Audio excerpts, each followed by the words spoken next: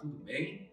Meu nome é Edinaldo César Santos Júnior, eu sou juiz de direito no estado de Sergipe.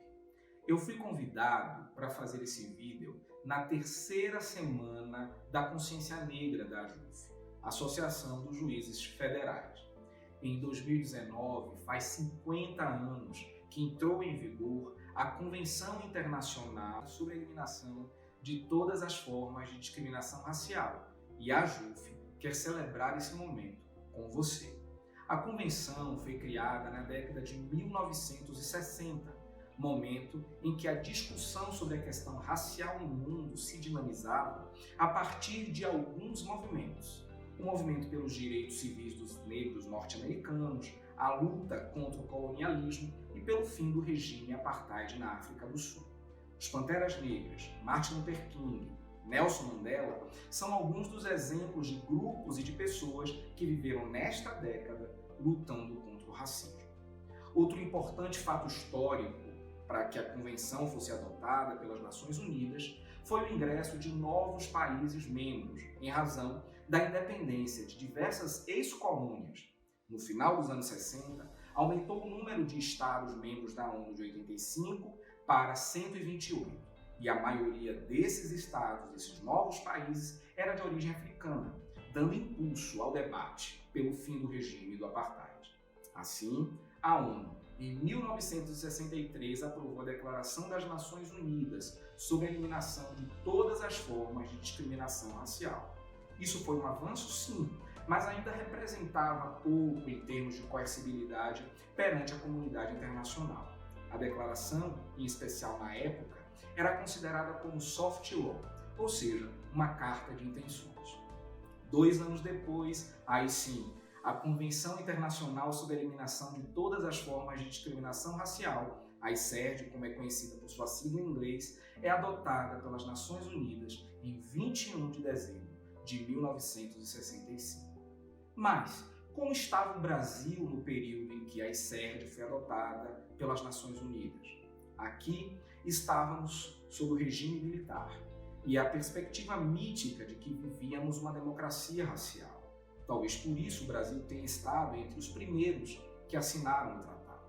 A questão da discriminação racial era um problema dos demais países do mundo, como os Estados Unidos ou a África do Sul, mas não era um problema nosso. Assim, ratificar a ICERD era mais uma demonstração da ausência de problemas do Brasil nesta área.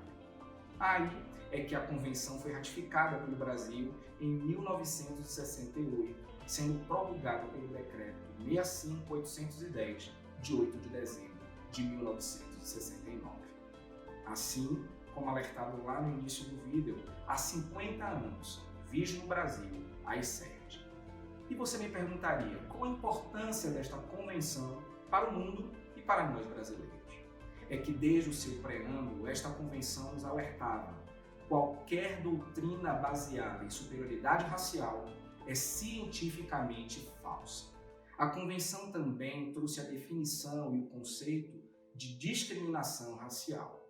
É certo que é pressuposto da igualdade a inclusão de todos, enquanto a expressão da discriminação é a exclusão.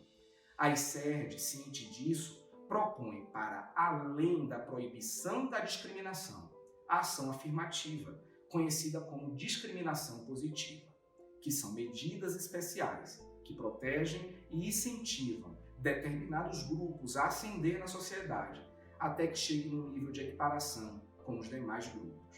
Além disso, a ICERD consagra diversos direitos, como a igualdade perante a lei, independentemente de raça, cor ou origem, tratamento equânime perante os tribunais, direito à segurança.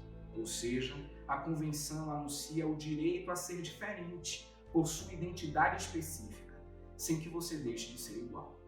É importante lembrar que se os direitos previstos nas convenções forem mais amplos, eles se tornam um novo piso legal.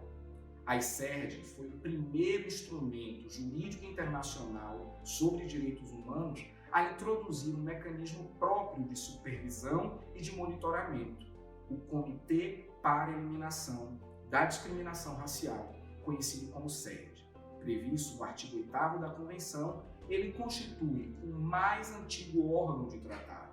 O comitê vai examinar petições individuais, relatórios encaminhados pelos países, comunicações interestatais. Nós, juízes, temos o dever de conhecer todos os tratados e convenções internacionais de direitos humanos, porque inseridos já no nosso ordenamento jurídico interno, tendo a obrigação, todos nós, de aplicá-los. É o que prevê o item 6.4 dos princípios de Bangalore. Antes de qualquer cidadão acionar os órgãos internacionais, devem buscar o juiz nacional, que é o primeiro juiz de direitos humanos. Muito obrigado por sua atenção. Parabéns à JUF. E lembre-se, conheça a ICERJ, conheça os seus direitos.